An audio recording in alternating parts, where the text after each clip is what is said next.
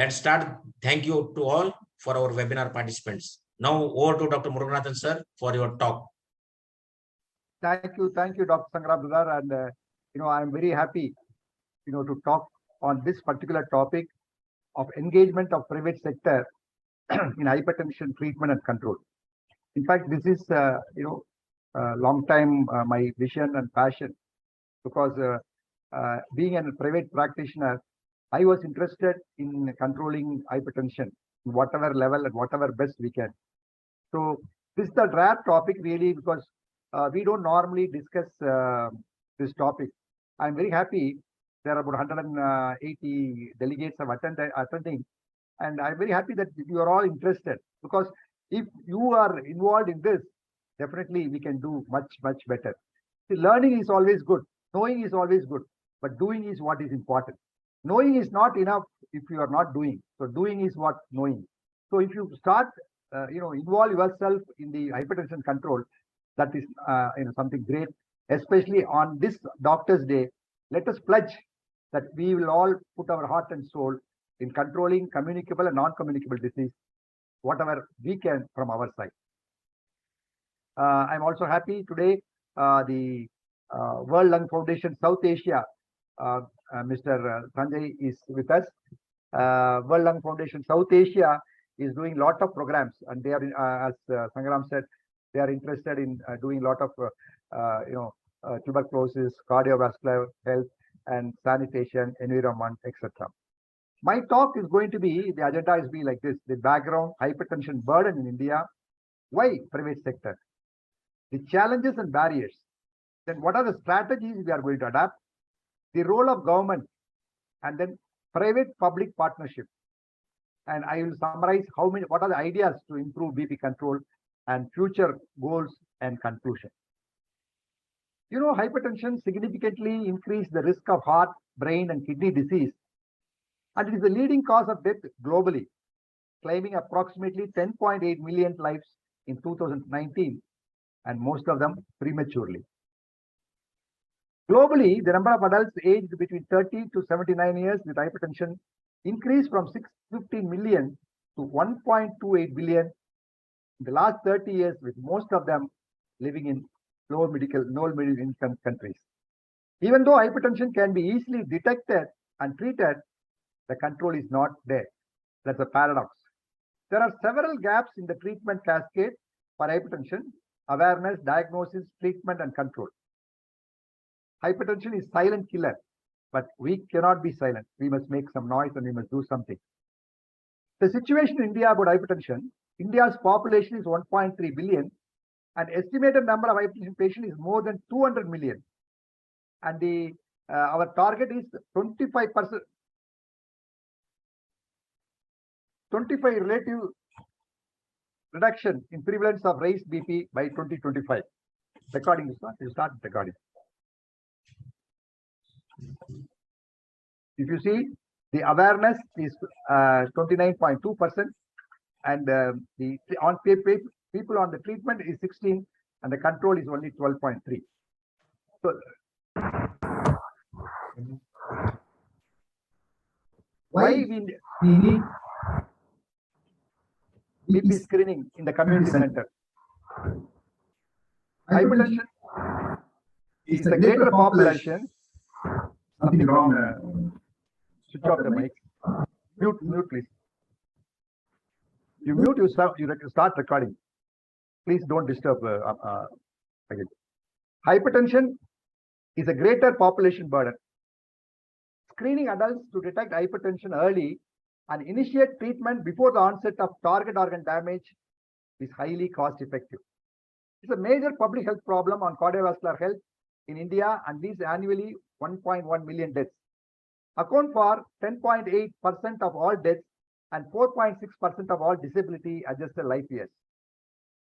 Hypertension is directly responsible for 57% of all stroke deaths and 24% of all coronary heart disease deaths. However, WHO said that hypertension is the most easily preventable problem.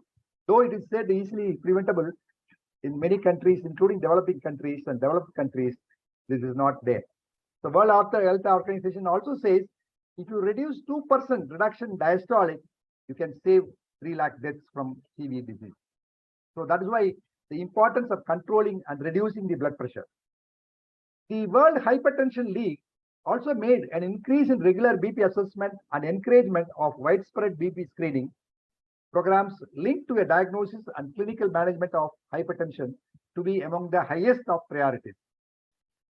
You see, hypertension, let us say it's 1 in 4 have hypertension, and pre-hypertension, mainly, many people are on the verge of developing hypertension, and normal is less than 25%. So this is a very important problem compared to diabetes, which is only 70 million. The hypertension is 200 million. The incidence, prevalence, morbidity, and mortality is 3 times more than diabetes. Now, why we have to focus on private sector? If you see, nearly 70% take treatment in private sector only. You must encourage private sector doctors to help to achieve the goal in hypertension. They can increase the coverage, treatment, and quality care, help in reducing economic and health burden. Hypertension-free India can be achieved with the cooperation of the private sector. Only 1 in 10 hypertensives in India has blood pressure under control. And the economic burden, I already told you, the hypertension alone has contributed rupees 43 billion. It is a leading cause of hospitalization and outpatient visits. It's a leading cause of absenteeism at workplace. As I said, WHO goal is 25% reduction in the raised blood pressure by 2025, which means we have to achieve this goal. To achieve this goal, India should control blood pressure at least for 5 crore people, because 20 crores people have hypertension. So 5 crore people at least to be, controlled. So that only we'll get the figure 25%. And another, problem with India, that low number of qualified health workers. You may be surprised to see 3.3 qualified allopathic doctors and 3.1 nurses and midwives per 10,000 population.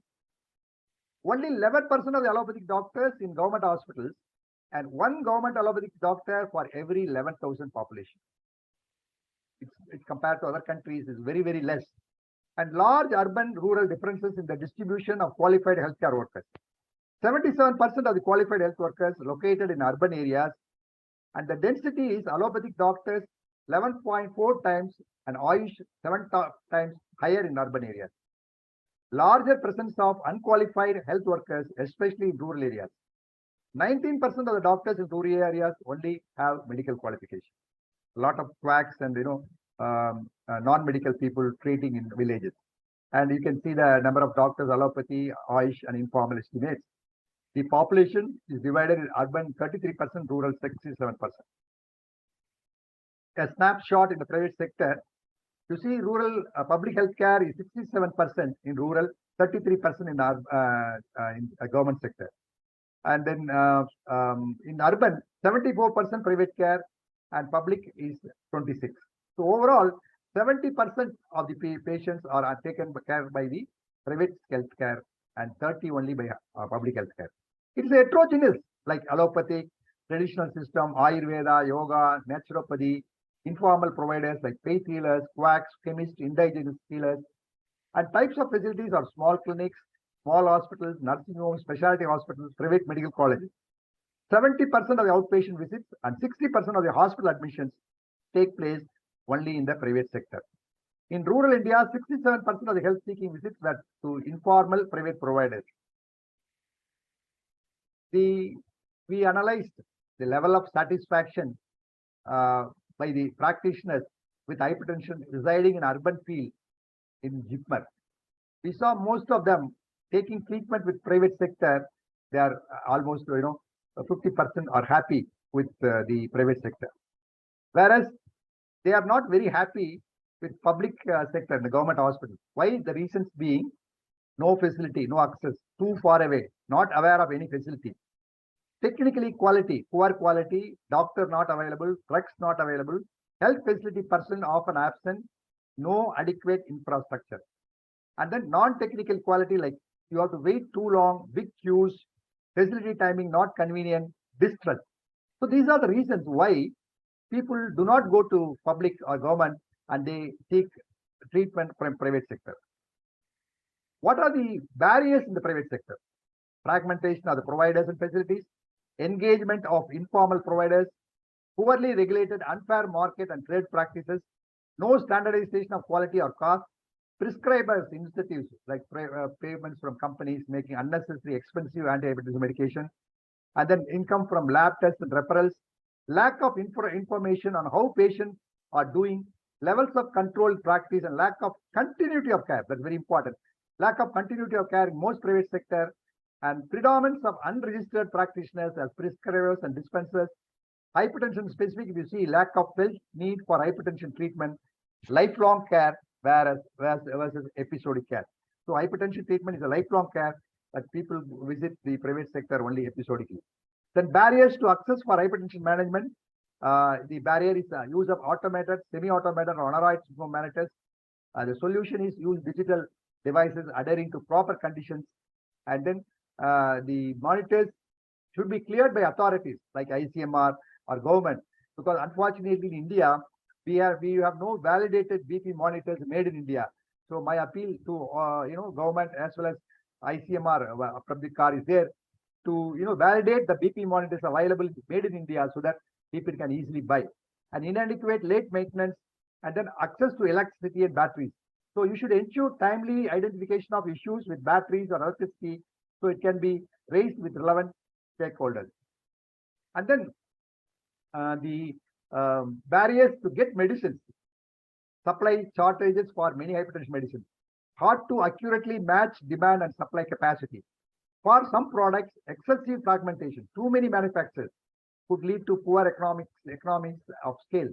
The need to consider reduced individual product proliferation for demand side consolidation.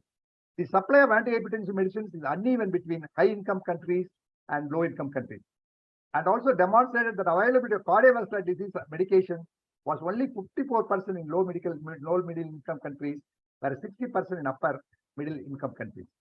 Markets where there are multiple manufacturers of varying quality and healthcare is a major drain on poor people's resources. The poor spend more of their income on healthcare, but they get less care. And then the study of markets in the private sector. This is a paper, really interesting paper. I think our Resolve to Save Lives did a study in survey where hypertension is underrated in India.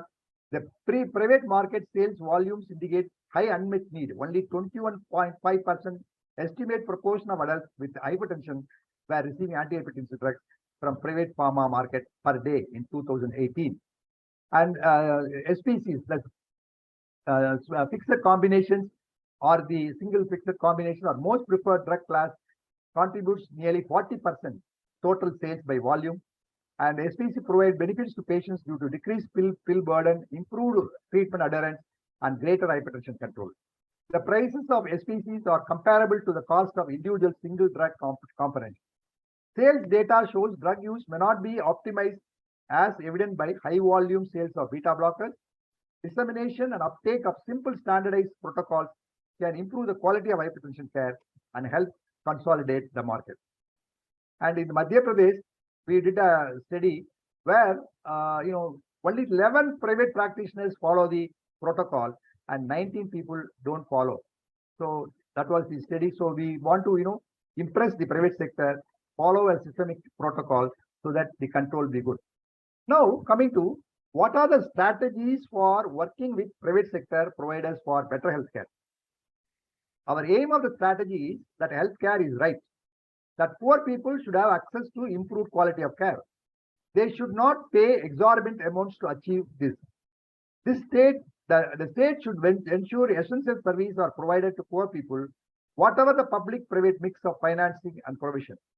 That resources should be used as effectively, efficiently, and equitably as possible. And as I told you, for achieving this, three stakeholders are important. One is policy maker, providers, that is we, private providers, and then people. And what do you want to achieve? You want to increase the coverage, improve the quality, control cost. How do you do it? See, the strategy one, for the policymaker is regulatory and fiscal barriers to wider availability. From the provider point of view, subsidize marketing products with public health benefit through retail networks, recruit PSPs into an accredited network for specific health services with public health benefit, and contact the PSPs for package of essential healthcare. And from the people point of view, expand demand among priority targets, introduce exemption schemes for priority target group. When by doing these strategies, you can increase coverage of products and service with a public health benefit which are affordable for target group. Now, how to improve the quality? From the policymaker, the strategy 7, enact and enforce legal restrictions and regulatory controls. From the provider side, provide training supports, incentives to PSPs, private sector physicians, to conform to good practice norms. From the people side, enact consumer protection law, raise awareness of consumer rights, and increase service users' knowledge through community education campaigns. By doing these strategies, we can improve the quality, limit harmful practices, and improve technical quality of care. And then policymaker side, strategy 11, set PSP price level. From the provider level, finance PSPs through prospective payment mechanism, and public aspect, publish information users on maximum permitted prices.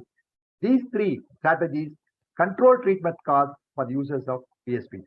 So this is the summary of the slides, how we can increase coverage, how we can limit harmful practices and improve the quality, control costs by various strategies adopted by the policymakers, service providers, and the people.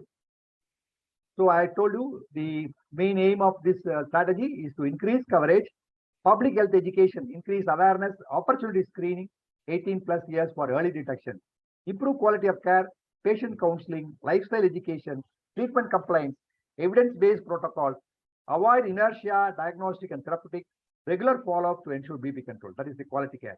Reduce cost, differentiated costing for patients with chronic disease, reduce frequency of assessment for patients with BP under control, insurance schemes and co-payments. Insurance schemes also we'll have to develop for suiting our public. The role of government, the laws and regulations that set the framework for a country's economic activity can have a major influence on PSP practices and on efforts to widen the availability of healthcare. Government regulation is important to protect consumers. Regulation may also place limits in the introduction of new technology, drugs or equipment. You should also make sure the validated made in India BP monitors to be made available, which should be publicized in the website. The fiscal framework may not provide sufficient incentives to make private practice attractive. Regulatory interventions against one drug can lead to further irrational prescription practice. Set PSP price level. So this is the government role. Now, what are the incentives we can give to the private sector? One, we can provide good training and CMEs for dissemination of better practices. We can call many like this. We call many private practitioners, physicians, give them CMEs and tell them what is the best practice. Give them certification, accreditation, and then give patient reminders and call centers. Increase service coverage, especially in rural and underserved areas through preferential loans or tax breaks. Government-free medicines can be distributed through private sector, just like anti-TB drugs with proper register and system. I'm glad World Lung Foundation, South Asia, Sanjay is there, ICMR person is there. Like, in TB, we used to give drugs to private practitioners and the private practitioners used to give the drugs. Same, when you find some simplified protocols, the essential drugs can be given to the various physicians, the private sectors, and they can distribute the drugs to the patients. And then the focus of the TPs, I already told you, screening, treatment, and follow-up are very important for the private sector. Then what are the questions to be addressed now? Can private sector providers of healthcare contribute to achieving public health goals in developing countries? Should the state control them or ignore them or work with them? What mix of these things is most appropriate and what context? If engagement and collaboration is the way forward, what form of engagement should take place? What are the prerequisites for working effectively with PSPs? How do we take greatest advantage of what PSPs have to offer while limiting any potential ill effects on equity and quality? Now, public-private partnership. This is a very, very interesting concept. We do a lot of things, even in the cancer care. Many problems we can solve with public-private partnership. The private partners can provide human resources, equipments, machines, and other logistics, while state government can give special space in district hospitals along with power and water supply. That will increase the coverage, can decrease the burden from both the parties. So both the parties, like private and public sector, burden can be reduced. But it's very important that conflicts of interest are adequately addressed with transparency and focus required to ensure that public policies and public-private partnerships are in the public interest, provide public value, and do not undermine the sustainability of financing health system to improve most effective way to control hypertension. As healthcare requires more government resources going forward, all eyes will be open on where it is going, where it is spent, on whom, and what results it delivers. So public-private partnerships in healthcare are distinct from privatization, another way in which private sector participation can take place. And the focus of the preliminary asks are, what are the asks? The blood pressure measuring devices asked. There is validation protocols, standards compliance, post-market surveillance, affordability of BPM devices, offer training on the appropriate, accurate use and maintenance of the device. Hypertension medicines ask protocol-based therapy, participate in demand and aggregation mechanism, licensing and ethical marketing, equitable access strategies, humanitarian emergencies, company incentives for access to medicine initiative. These are the hypertension medicine asks. Now reporting asks for both medicines and the PP devices, report to and participate in the global NCD reporting mechanism, provide transparency, rapid reporting certified, timely reporting on incidents. Then now I'll give you 10 ideas to improve BP control involving private sector. One is opportunity screening in the private sector. I've already told you, whenever somebody comes to you for any problem, whether it is a little finger injury or running nose or diarrhea, you should check the blood pressure of the patient. Also register, record. Also, if possible, record the pressure of the attendant. This is the opportunity screening. Anybody age above 18, you can do. Even children now we can start doing. Examination of individuals for high blood pressure when they visit the health care facility, clinic for any health issues. All individuals above 18 years. Pre-screening camp in private sector for hypertension diagnosis. There is a statistic that most of the persons who are diagnosed hypertension were going to private sector, but unfortunately they were not diagnosed hypertension when they went for some other ailment in the private sector. So missed opportunities for diagnosis were more common at private than at public health facilities. Then BP monitoring at public places. Provision of blood pressure monitors in public places, promoting self-care in the mall, increased screening for hypertension, blood pressure measurement in a community pharmacy setting, airport, library, barber shop, shopping mall, railway station, where they can do screening. Hospital can organize hypertension monitoring camp in societies, conduct periodical hypertension screening camps during festive seasons along with NGOs, Rotary lines, validated BP monitor, cup size accuracy, reliable mechanism for proper medical care for persons whose blood pressure is treated. And these are the, one of the BP monitors, we can have it in the public place where you can insert the, arm and get the pressure reading. I think one of the days, you should have like a weighing machine everywhere. You should have BP machine everywhere so that everybody can check the blood pressure. And pharmacy is also one of the places where we can do screening.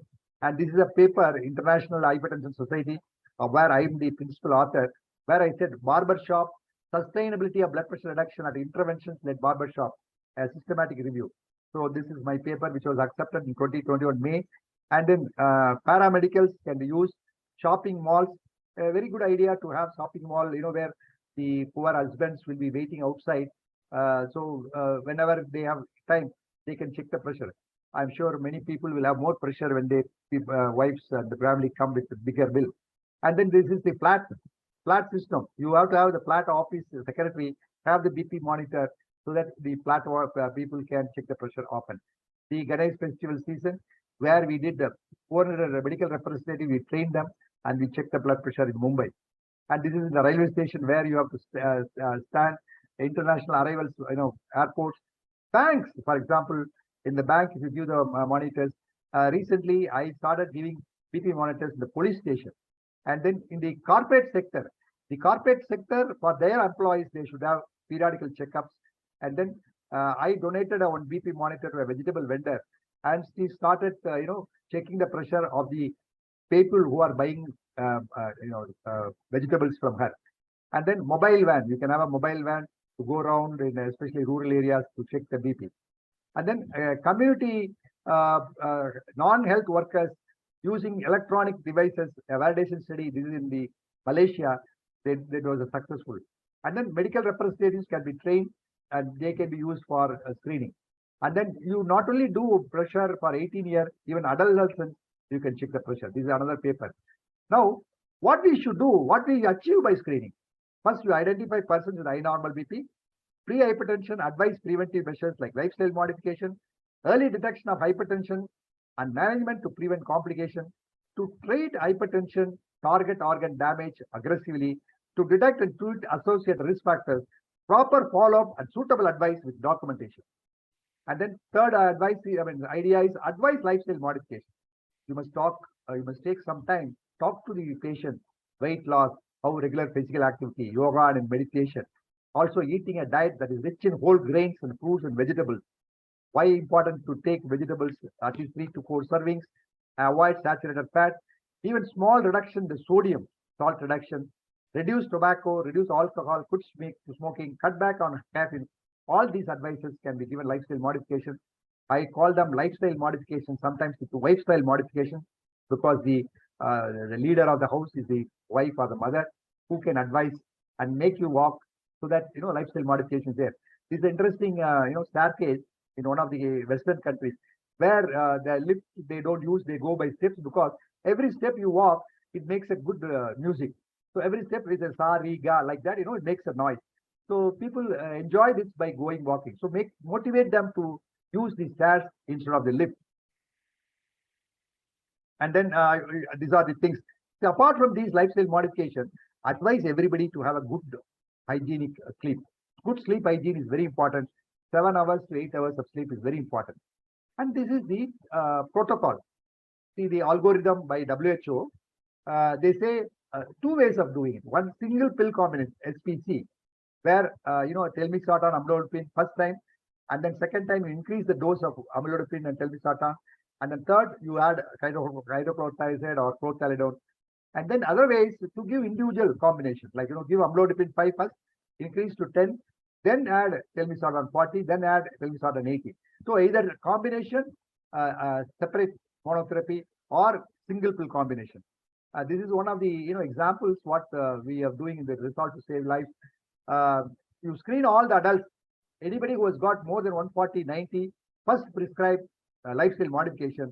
If it is not under control, you give half tablet of telmisartan and amlodipine. And if there is still they are not able to control, you make it as a 1 pill. Then if it is not controlled, you give 2 pills. If still not under control, add chlorthalidone as a 3-drug combination. And even if the chlorthalidone 25 is not in control, you refer to hypertension specialists and do analysis for them. And this is the recommended treatment protocols to improve management of hypertension globally. This is a statement by Resolve to Save Lives and World Hypertension League. I am also one of the authors, where we have given policy statement for World Hypertension League that simplified protocols is one way to make hypertension control easy. And then proper follow-up in the healthcare, phone calls, sending WhatsApp message, effectiveness appointment, recall, reminder, mobile phones, and the effect of smartphone app-based interventions for patient hypertension. Follow-up provides an opportunity for healthcare practitioners, adjust patient's treatment regime, assess the patient adherence to therapy, monitor any adverse effects, and improve patients' understanding of disease and management. We are going to talk about adherence next week, but adherence is very important for the proper BP control, and private sector should adhere to this adherence policy. And the sixth one is therapeutic or treatment inertia to be addressed or to be corrected, because there is a lot of inertia. Well-maintained record with multiple BP reading can help the clinician understand the trend of blood pressure. Doctor may not notice the BP due to busy crowded, or nurse can be asked to highlight if the BP is more. Doctor may not feel the need to escalate medicine. They said, we'll see next time. It's okay, chill out. But Some people think it's only borderline BP. And previous readings can also be considered. Patient might have missed medication. Nurse should ask detailed history to understand the patient's adherence. Patient might have reported adverse effects, change and titrate the medication. That's very important. And then borderline hypertension, most clinicians hesitate to titrate antihypertensives if the blood pressure is equal to or slightly higher than 140/90. The possible reasons is fear of adverse events, current BP is lower than the previously recorded, lack of availability of multiple readings to understand the trend, and patient missed medication. And this paper says lower is the better. In this paper, they said even if you reduce the systolic pressure to 115 and 70, the benefits are more. So one general rule, you can reduce the BP to the lower level as long as the patient can tolerate without compromising any quality of life. And then titrate to achieve the controls. Up titrate the medication when the BP is more than 1.90. And then when adverse events occur related to antihypertensive medication, they are generally transient and without long-term health consequences. Contrast this with mortality of lifetime disability from major stroke or heart attack. Now, encourage the self-monitored BP at home. One of the things what private practitioners can do is promote home BP monitoring. Home blood sugar monitoring is there, but home BP monitoring is not very much there. So as I said, you should have a validated BP monitors, proper cuff size, proper position like this. We have already mentioned in the first day itself how to measure BP accurately. Teach the patient, give them counseling, give them advice how to check the blood pressure and when they should report, how to record. So home BP monitor is one message. You take it from me, you must promote home BP monitor. And then use the app. Track their blood pressure at least once a month by using the app. You can know what is the BP you had last week, what is the BP now. So the apps are there. So many apps have come. People are using wristwatches for checking the blood pressure. Now the role of the private practitioners and private hospitals. My passion and my dream is to start many hypertension clinics. All the private physicians can start exclusive hypertension clinic, just like exclusive diabetic clinic. And then you should maintain hypertension registry, promote popularize home BP monitoring. Along with other physicians, you can organize ambulatory blood pressure monitor because you cannot diagnose BP variability, nocturnal hypertension, early morning surge without ambulatory. So 5 of you or 6 of you can join and buy a ambulatory blood pressure monitor. And private hospitals and corporate hospitals can start hypertension center of excellence, where you have all specialties like nephrologists, cardiologists, and endocrinologists, neurologists. And this one roof, under one roof, you can treat the complications, risk factors, as well as secondary hypertension you can diagnose. Private care provider can adapt a village and a school and then conduct training for physicians, practitioners, paramedical staff, and for the public. And professional bodies like API, hypertension societies can help in conducting courses in the university for fellowship so that more people will be trained in hypertension. And then hypertension clinic in a village. Village requires really a good hypertension clinic. We can do telemonitoring. The hospitals can adapt the village and can go weekly once or monthly once, do the hypertension screening program. And village you can do. And then health checkup screening camps you have to do with Lions, IMA, Rotary. And then you should have also insurance coverage. I also wonder, like cancer care insurance, we should have hypertension insurance also, a small amount, which can cover lifelong. And these are the basic tests. You do a fundoscopy, ECG, to find out early target organ damage, urine microalbuminuria, etc. And then registry is very important. And then blood pressure measurement is how can anything so simple be so complex? So please spend some time, educate the patient how to check the blood pressure accurately. And then prevent hypertension. Just like we say reversal of diabetes, we can also prevent hypertension. Pre-hypertension stage, you can say the abdominal obesity, the drugs, and lifestyle modification, etc. So we need more hypertension clinics. We need more hypertension center of excellence. We need hypertensionologists, because unfortunately these three things are not there in India. So my private sector friends, please start one hypertension clinic, or if you have a bigger hospital, start center of excellence of hypertension and bring and develop more hypertensionologists. And then talk to media. Mass media campaign is widely used to expose high proportion of large population. You can have social media. You can have Twitter, YouTube, Facebook, Instagram. where you can talk about hypertension, the complications. If you don't control what will happen, you should, educate them through various media. You can ask a celebrity to come to the television and you can interview, and then you can, through him, you can spread the message, and home blood pressure monitoring can be also promoted. So I wrote in a Hindu in 2015 itself, you should give a BP monitoring apparatus whenever you go for any program, 60th anniversary, wedding anniversary, or birthday. Give them BP monitor that will be useful for the home as well as the public. So you promote home BP monitor as well as the control BP. So I'll summarize the point. Adapt standard treatment protocols. Check blood pressure for all patients who come to your clinic for any problem. Encourage self-monitoring of blood pressure at home. Encourage patients to use apps to track their blood pressure at least once a month. Address treatment inertia. Treat the blood pressure to achieve the goal of BP less than 140, less than 190. If patients cannot buy drugs, encourage them to go to buy medicine at low cost than Aishwa or government primary health center. Develop mechanisms to improve follow-up. Advocate inclusion of consultation for hypertension and anti-hypertension medication in government insurance program. Encourage installation of arm-in BP monitors in mall, places where worship or workplace in your town or city. And you can join with the NGOs and donate this instrument wherever, in bus stand, in railway station, worship place, or mall, etc. Talk to media and educate the public through TV and radio newspaper. As a private practitioner, through WhatsApp in groups, you are sending so many forward messages. Send forward message, useful message about hypertension, diet, exercise, etc. If there is any myth and misconception in the WhatsApp, please counteract, send a objection note if it is not acceptable to you. And then future goals: compulsory community screening, make in India home blood pressure monitor, affordable cost in every shop, Ireland model, telemonitoring in every hospital, collecting Indian data, working with industries. For example, if you are buying 3 months medicine, you should give one HBBM along with the medicine. HBM to record some new HBM medicines, open BP monitors have come, which can replace ambulatory blood pressure monitor, which is very patient-friendly, patient-centered approach is very important. Better mobile app, artificial intelligence has come in every field, especially in healthcare, in hypertension also. It is going to do a long, good benefit. And school teachers, you can train school teachers and more volunteers to be trained so that they can go back and check the blood pressure and help you to control the blood pressure.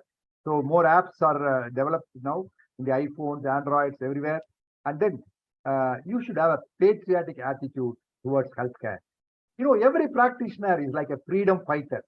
I always say freedom fighter. They fight in the war. That too, they fight only when the war comes.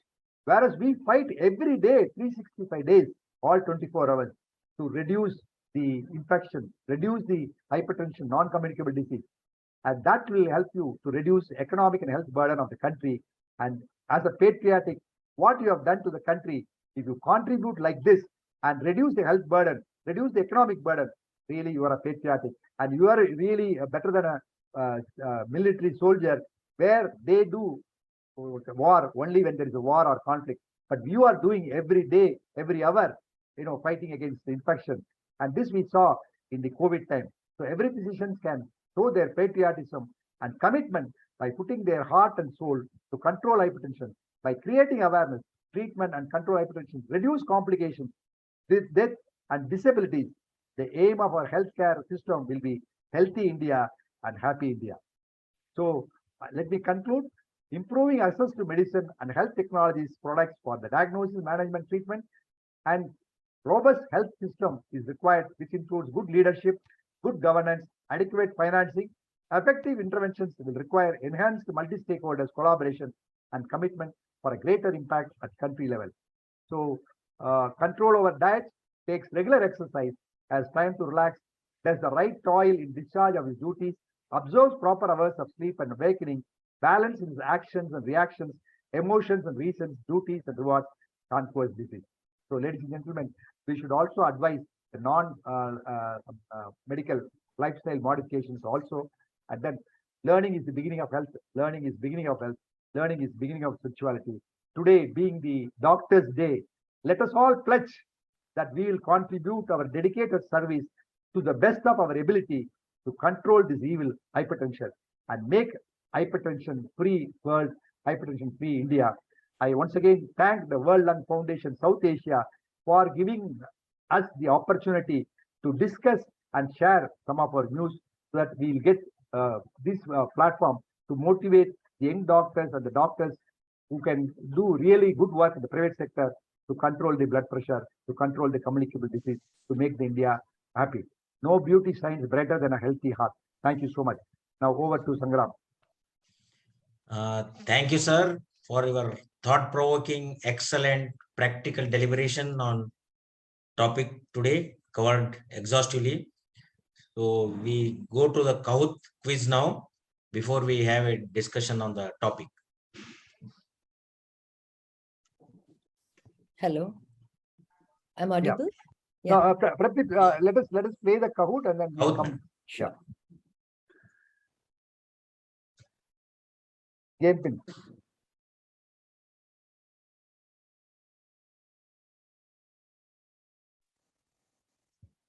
The game pin is. Yeah. The game pin is 684-4158. I request all the participants to kindly join as many as possible so that we can have a good competition. We have got still time. Kindly go on joining.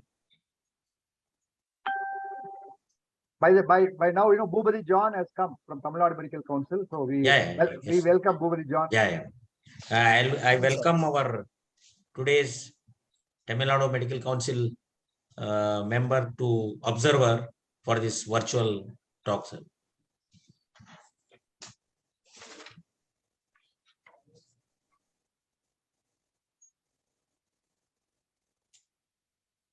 Yeah, kindly join as much as possible. Already we have got some 41.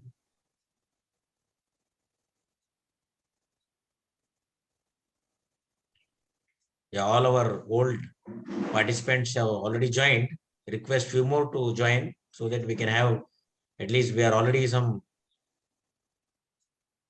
175 to 200 participants. Out of them, at least we will have some 100 participants in the Kahoot quiz so that we can have a good discussion. Already we are some 48. We'll wait for a few more seconds. Few others are joining. Kindly join as soon as possible. I welcome all the older participants who have already joined. Yeah. So we'll go ahead with the quiz.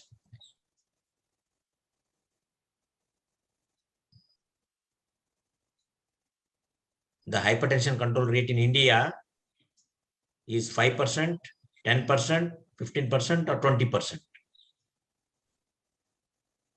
The hypertension control rate in India, 5%, 10%, 15 or 20%. Yeah. 29 people have answered, 10%. The scorecard shows Karthis, Sati and Rekha, they are in the chronological order. Question number 2, how we can address the treatment inertia? A well-maintained record, B, change and titrate the medications, C, guideline reminders, or D, all of them. So how can we address the treatment inertia?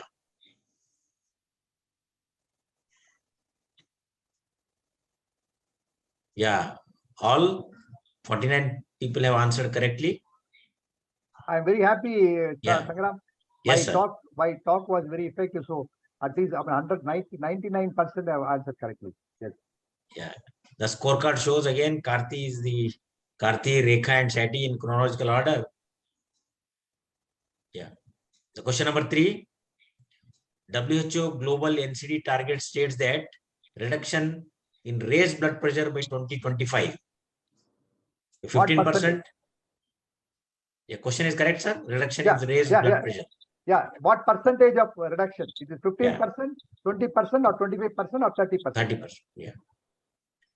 WHO global NCD targets. Yeah, 31 have answered correctly.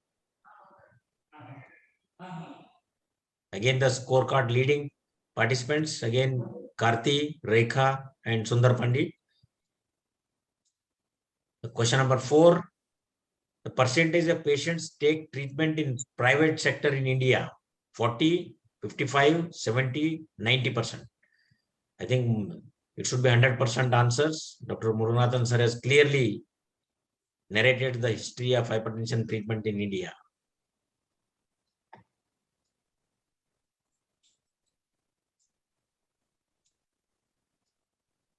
Yeah, 36 people have answered. Again, the scorecard leading is Karthi, Rekha, and Sundar Pandit in the order. Question number 5, reasons for low utilization of public facilities, like poor quality care, doctors and drugs not available, no adequate infrastructure, wait too long, all of the above.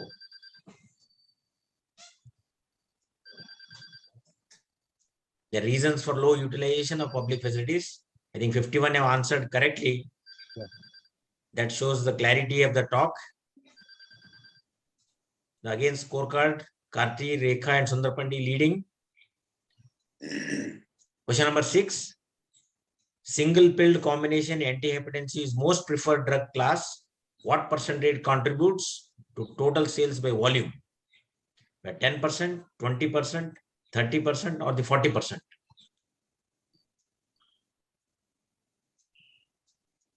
Percentage.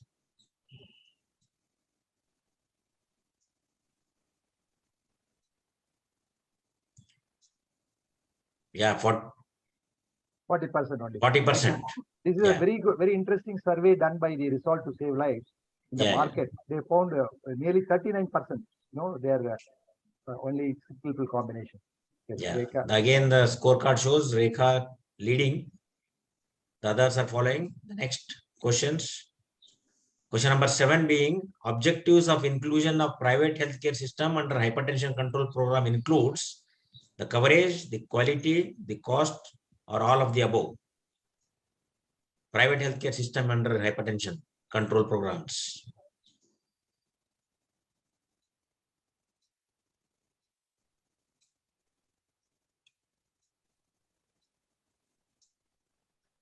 Yeah, this is 50, 100%. Everybody has answered, sir. That Very is nice. Very good, very good. Yeah, everybody has understood the subject and the talk was crispy. Again, Rekha, Sundar Pandit, they are leading. Question number 8, primary focus of private sector to control hypertension in India is by screening, treatment, follow-up, or all the above.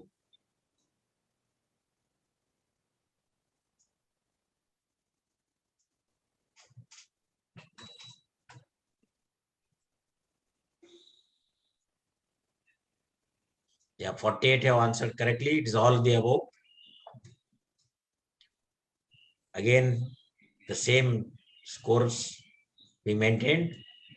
Question number 9, ideas to improve BP control involving the private sector is by opportunistic screening, self-BP monitoring and BP monitoring at public places, follow-up, or hypertension clinics in villages, or all of the above.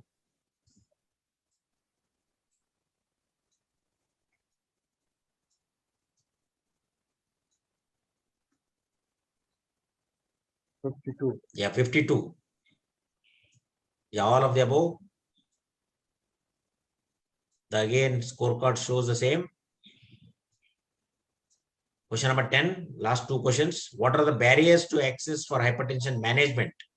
Whether it is inadequate BP monitors and their poor maintenance, the supply chain issues of antihypertensive medicines, low awareness among patients, or all of the above.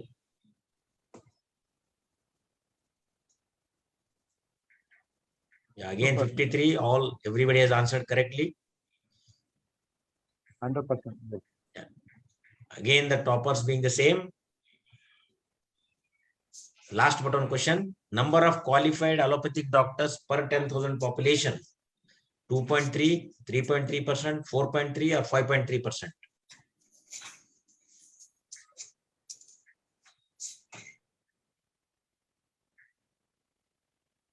It is not percent, Sangram, it is the number. Yeah, 3.3. Only 3.3, not percent. Yeah, Yes. yeah. So 23 have answered correctly. Again, the scorecard maintained shows same candidates. The last question.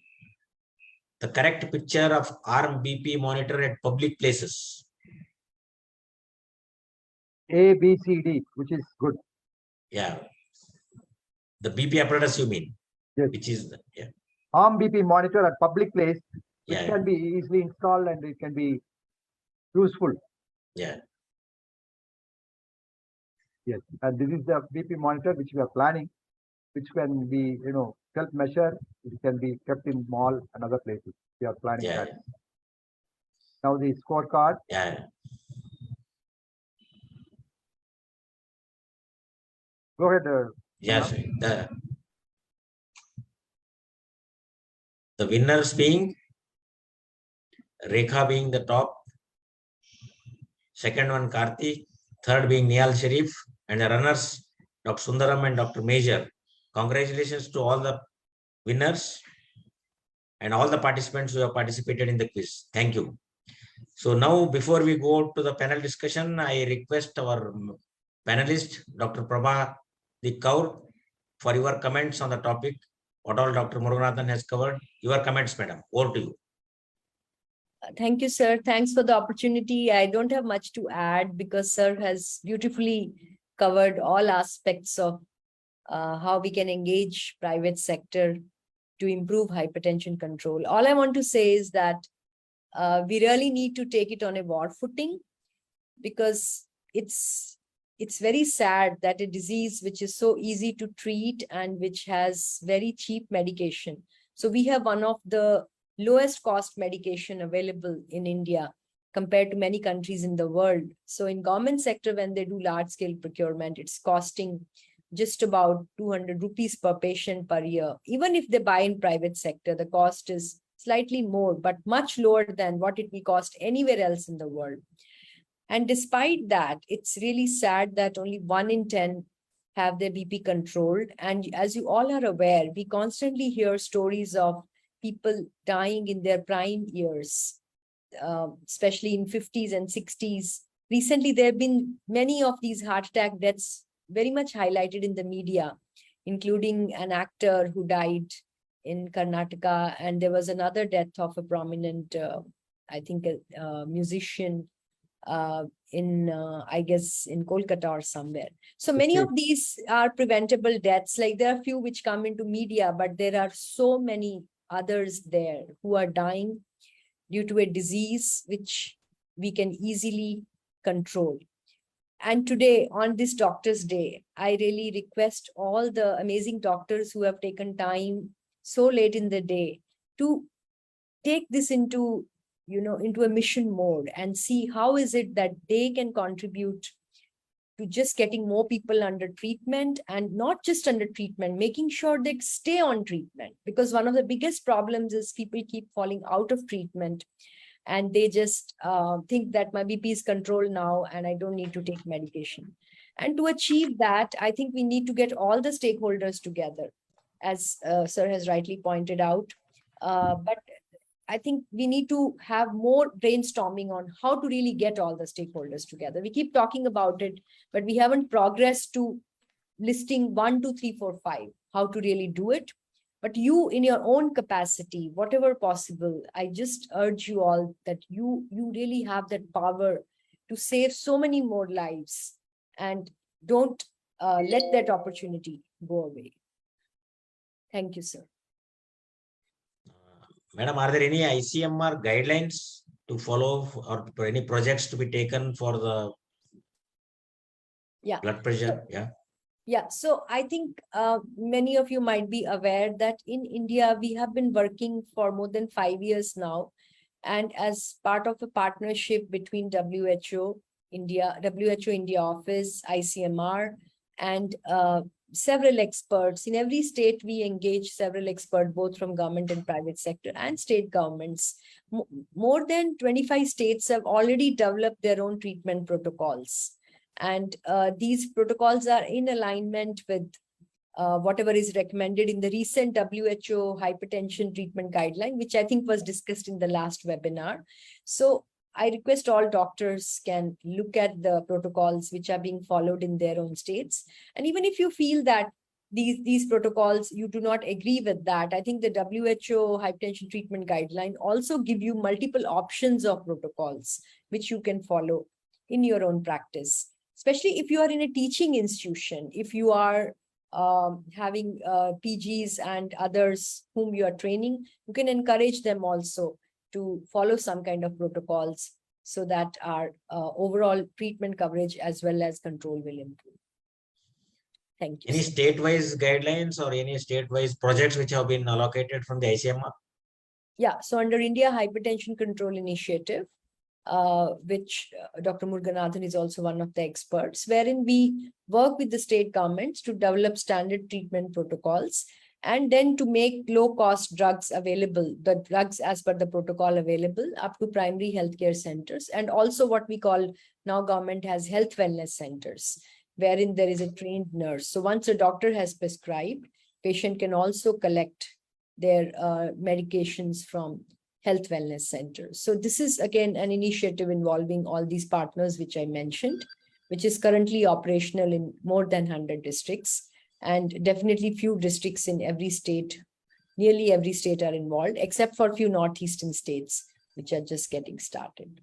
But we are hoping that this initiative will extend to private sector, and we need more ideas from you and more thoughts as to how we can engage better with the private sector. Yeah, ongoing private sector partners management protocols, anything have been framed out from the ICMR or the WHO collaboration? Sir, these protocols can be used by anyone, government or private sector. Now, what I mean is compulsory protocol so that they can be implemented. Otherwise, They're until not it is a compulsion, nobody will make it compulsory. Yeah, so like dots is a compulsory now. Understand. So like that, if we want to make it any program for success, yes, we should have, there should be a compulsion. Otherwise, our people will not be taking it seriously. So likewise, any higher authorities or any compulsion to get involved for the private sector as well as the government sector, it's okay. If private establishment, if they don't follow the protocols, then there should be something. So any projects ongoing or any ideas are there so that it should be made compulsory? I think there is no idea to enforce protocols at this stage, but definitely there is a drive towards, if professional societies can come forward to encourage private doctors to adopt some protocols, and I really leave it open for discussion. I think there should be some appetite for that within the professional societies and associations. Yeah, because that's what, at least by the it will be a problem, because it may actually lead to a sort of a negative pushback. So in the government sector, yes, the states which have developed protocol, they have mandated certain drugs only will be made available at the government facilities, but same has not been done. But I think we leave it open for discussion maybe for today. One of the suggestions I gave, Pratika, that like TB drugs, we give it to private practitioner and then they distribute to the patients free of cost. Because the patients, cannot go to the hospital. They don't want to wait in the queue, too much waiting.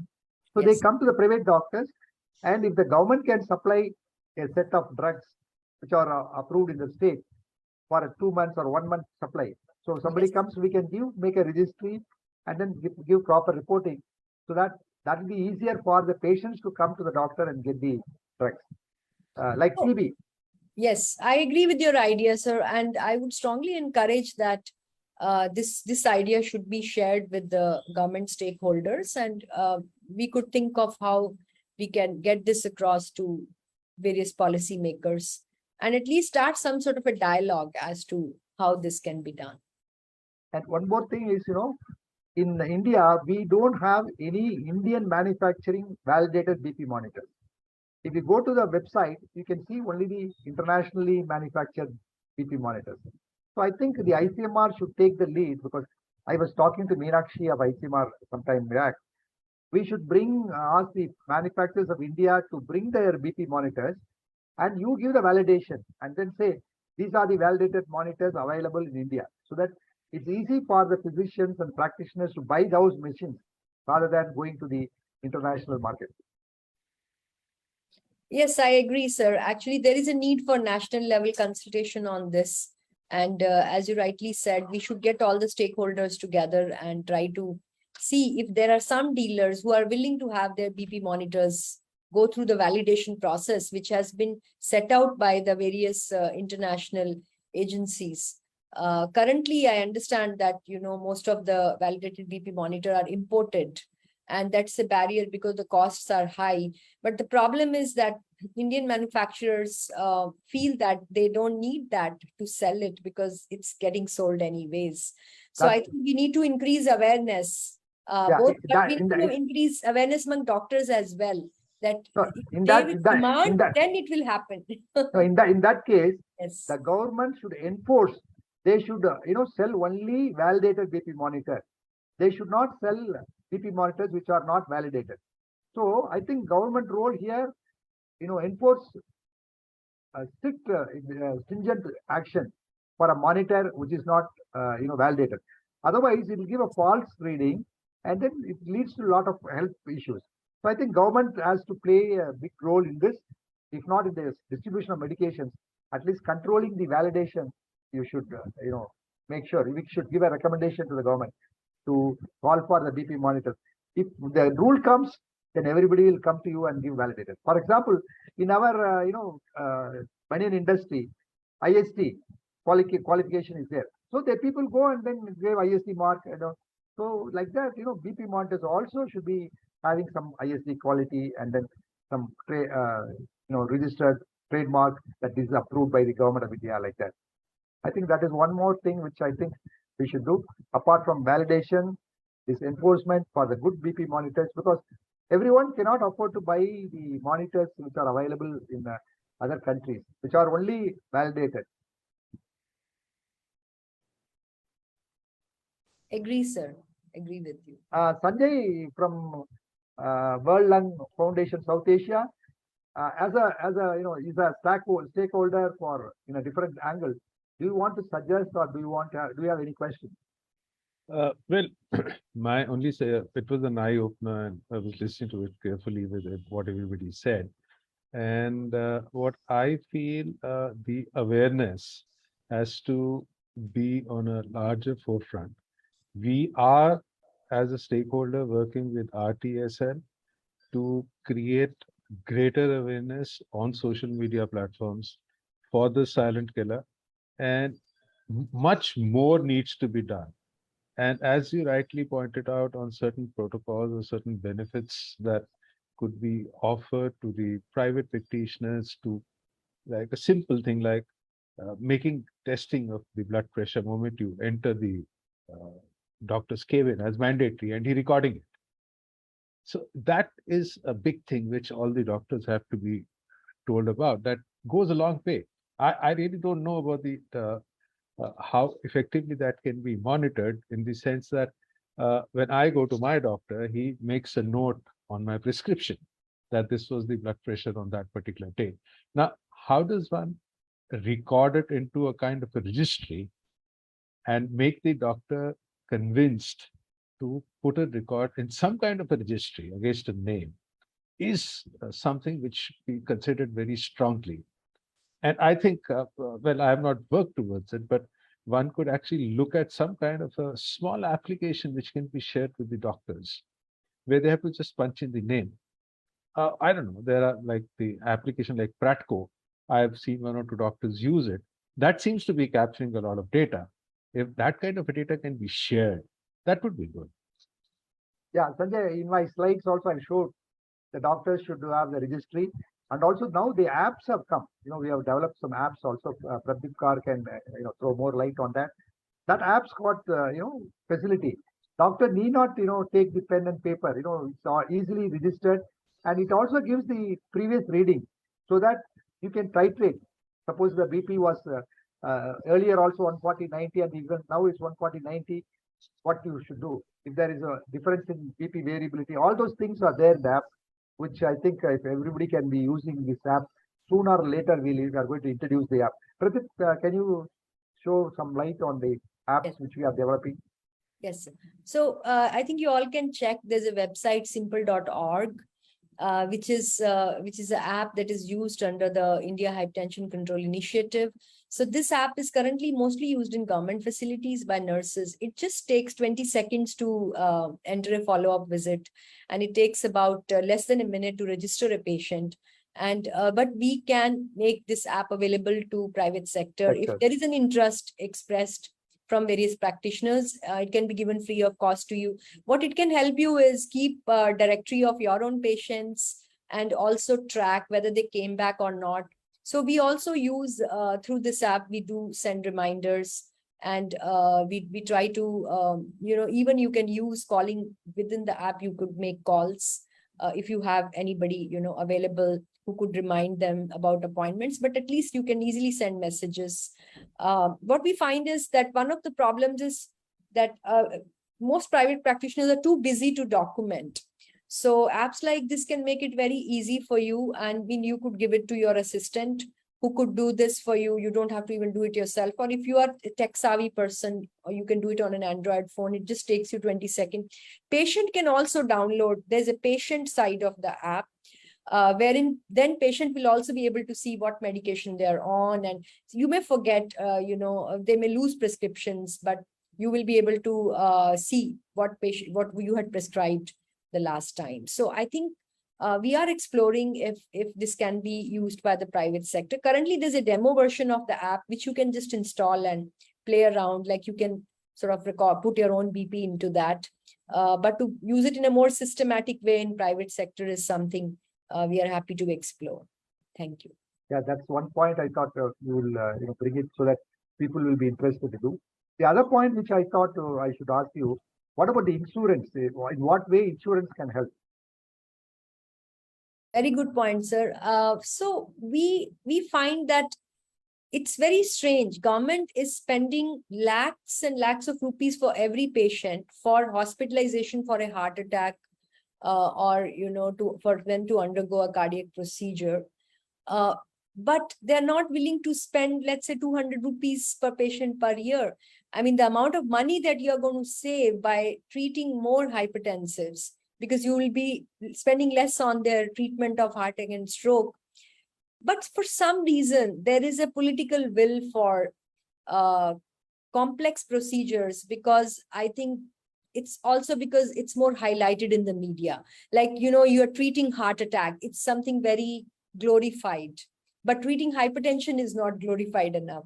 So I think when you look at it from a political perspective, they try to do things which give them more visibility, which they think will go well with the public. So somewhere we have failed to create that political will, both for hypertension and diabetes. I feel this is true. That we haven't been able to convince that there is a need to just have the insurance coverage through government programs. So no matter where the patient is taking treatment, they should get coverage for the consultation fees and drugs, at least up to a certain capitated cost, which they could mandate certain protocol and say, if you give drug within this protocol, then this is the approximate cost and this is the amount that will be reimbursed. But I think this issue should be definitely represented to governments through the physician associations, and if possibly through IMA as well, and some high-level consultations. At least it can begin with few states where there is more acceptance of this idea, and hopefully over a period of time, this idea can then get into the national initiatives as well. And there is a question in this chat box, name of the app. That the name of the app is Simple, and the website is simple.org. But the app is available in the Android apps. Like if you are using, you can download it from the Google Play Store, basically.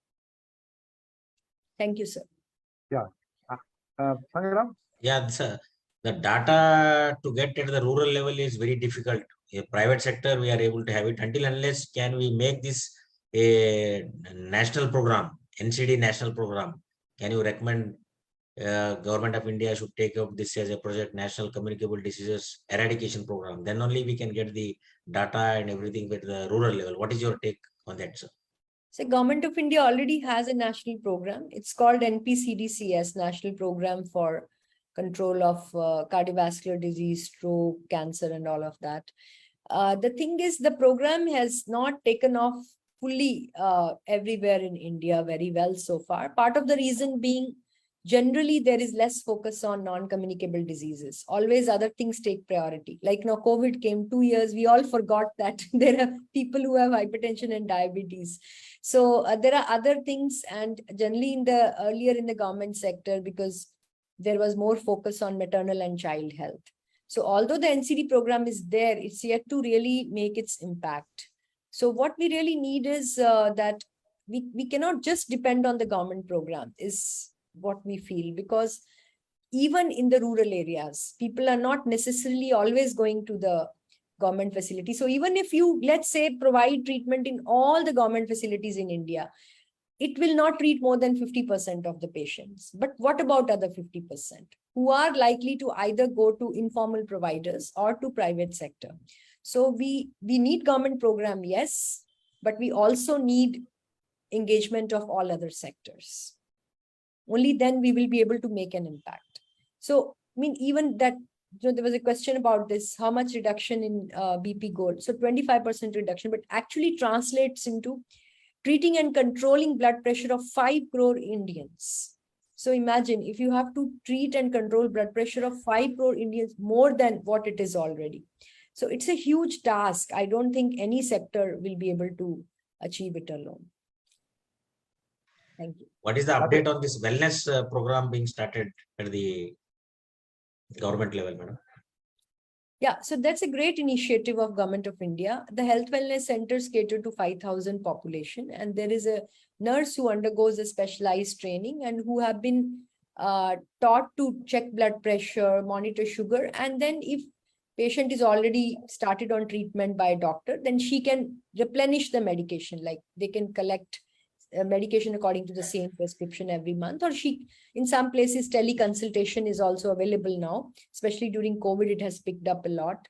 So Health Wellness Center is a very promising initiative, and we have seen there is a large number of patients who have started taking medication now, who weren't taking medication earlier because of these health wellness centers. But we really hope that there is better coordination at the field level. For instance, some of these patients might be actually seeing private doctors, and therefore they may go once in a while to their doctor, but they may not buy medication in between. So one of the things we also feel could be that if there can be a better tie-up between the private doctors of that area and these health wellness centers, so that if patient is unable to go, they can at least measure their BP, so that doctor can see next time when they go for a visit. They may go to their private doctor once in 3 months or 4 months, but they can check their blood pressure in between by going to these places nearby.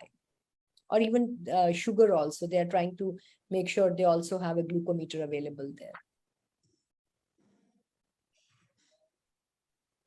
Sangram? Yeah, the chat box doesn't not show any much questions, sir, except yeah, there are only 1 or 2 questions about EMR. Yeah. Okay, so they're saying there's some platform called HealthPlix. I'm not aware of that, but yeah, sure. They're all apps being Can used. look at that, yes. So one of the comment here I'm reading, most of the time patients are not even aware to tell their BP number, that's upper or lower number. I mean both. They say only one number, or doctor told it as normal. Like, so education on this line is important. I think it's more of a comment, and I agree with that. Patients don't know their own blood pressure, so they don't know actually whether it's high or low. So it's important. So I think what Dr. Rajsekharan's comment is that doctors should make sure that every patient know their blood pressure, and they should know both the numbers. And that's why I said either using a card or an app or something where multiple readings are there for patient also to see themselves will go a long way. There's another comment here. I have seen in Tirunelveli district during morning walk, they used to check BP and fasting sugar from the local lab. Their station will be there for 2-3 hours. So yeah, there are some of these private, I think, labs or clinics who do this sort of camps. But I think we should really make it more widely accessible. Like as Sir said, everywhere you can check your weight now. You find weighing scale in so many places. So we should just see to it that there is a BP monitor everywhere. So we could get a lot of CSR funding for that. We could involve industry, and we could involve also, educational institutions or many of these, offices. For example, industries where they have their own clinic. A lot of the industries have their own clinic, especially if they have more than certain employee, they're supposed to have. So you can make sure that there is like an Armin BP monitor, every employee can monitor. So there is many ways we can promote BP measurement, because most Indians are not aware that they have high BP. It means they are not checking it. So that, I think we really need to fill that gap, and I feel all of you can contribute to that. Education at all levels needs to be. Yes. Yeah. There is a diamond brand which makes mercury-free meters, should be encouraged to make a made in India machines. That is a recommendation from the audience. One reading will not need true picture. Yeah, definitely. Yes, sir. There are no much questions. So before, we will have a take-home message from you, sir, then from the panelist, and our observer, Dr. John, is there. Bhupaji John? He also made comments, 2-3 comments. It was a very good talk by Dr. Muruganathan, sir. Yeah. Somebody wants a webinar on hypotension also. Most of the patients in rural don't understand hypotension. Yeah, in fact, we are going to have a hypotension conclave also. Just like hypertension conclave, we are also talking about hypotension conclave, why you get hypertension, what are the reasons. But nowadays, many infections, including dengue, can cause hypotension. So we are going to have a one day, full day webinar on hypotension conclaves on 7 different topics. I will send you the link. And good that, many points have been brought out.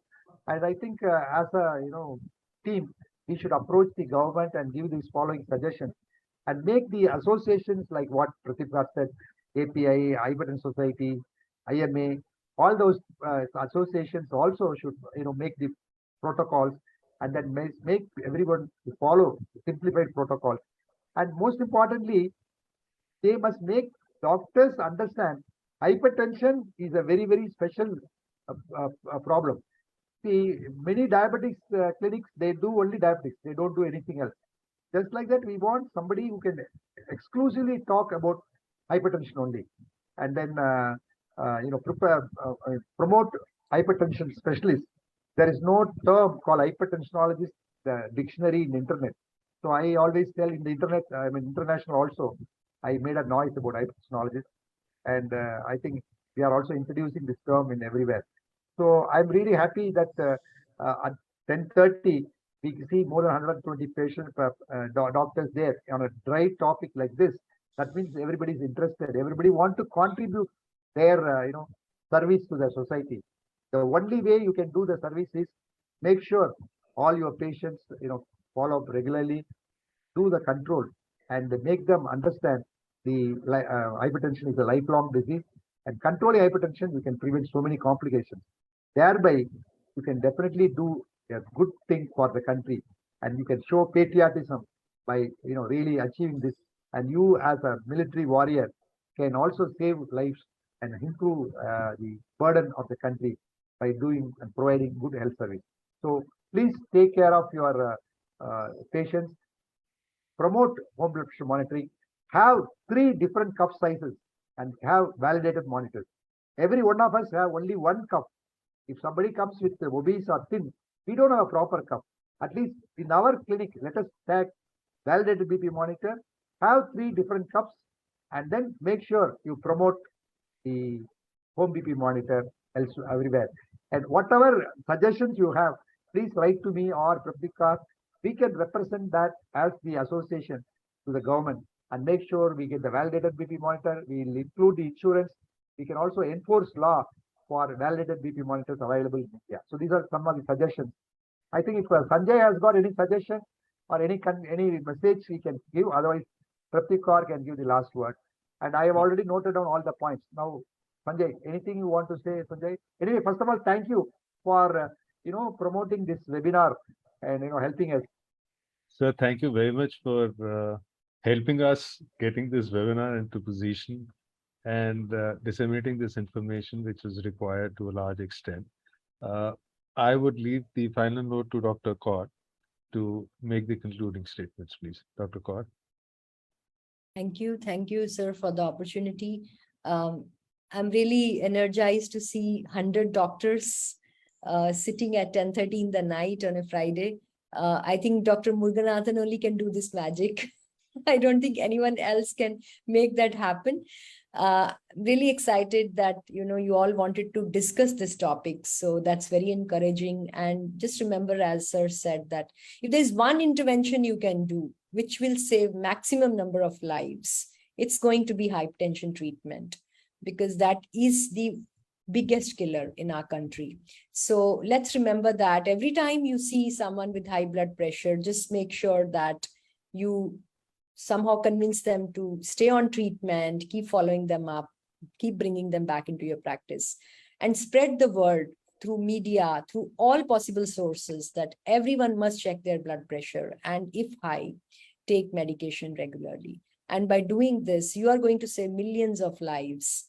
And I think end of the day, this whole cardiovascular disease epidemic, which is actually the bigger epidemic than COVID or any other disease, is totally neglected. But with all your efforts, we are hoping that this will find some space in the policy dialogue and will help us protect so many families from loss of their loved one in their prime years. Thank you. Many people have asked recording. Recording is available in the Facebook. Also, we'll send the link tomorrow. Those of you interested, we can send the link. It is available in the Facebook also. And also, we'll send you the link. Sangram? Yeah, I think there are no more questions, sir. We'll wind up. Yes. So before I conclude, I once again thank Dr. Muruganathan, sir, for your excellent deliberation on the topic, and Dr. Kaur, madam, for your excellent suggestions. And my take-home point and a suggestion to the ICMR is kindly make it that NCD, non-communicable disease, should be taken at the national level in an intensified way. Until and unless you are intensified, we are not going to get the data, not the control, because lifestyle modification, then the medications.